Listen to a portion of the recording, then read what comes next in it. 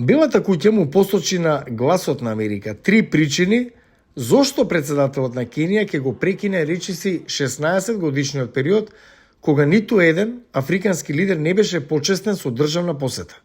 Тоа вклучува заеднички демократски убедувања на двете влади и нивниот истомисленички пристав во искористувањето на приватниот сектор.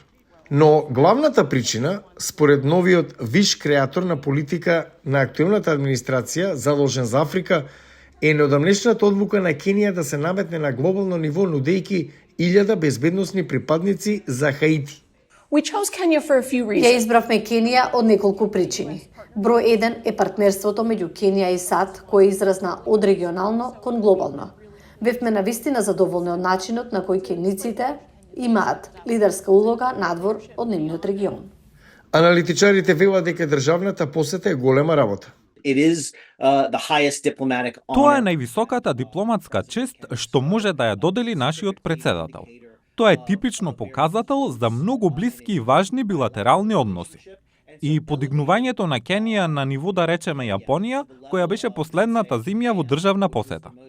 Мислам дека е символично и важно од сите причини што само ги опишав, додека Кенија е во ниво на кое би му ги дале истите привилегии како еден од нашите најстари и најдолги партнери за безбедност.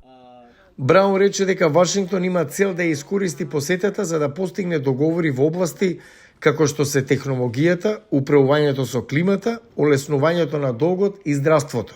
За безбедносната мисија на Хаити, Вашингтон го сигнализираше своето одобрување со ветување за поддршка со $300 милиони.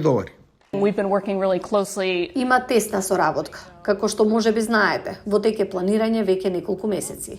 Вклучува полициски експерти од целиот свет кои работат на развивање концепт на операции. Кенија не е оставена сама. Кенискиот председател Вилијам Руто на својата прва станица во Атланта рече дека приоритет ќе даде на потребата од американската помош за реструктурирање на долговите на африканските нации, многу од нив кон Кина, најголемиот кредитор во светот. Но застапниците за човекови права во Најроби изјавија за Гласот на Америка дека се надеваат од американското раководство и исто така ќе изрази загриженост за злоупотребите од кинеската полиција, која го презема водството во мисијата на Хаити.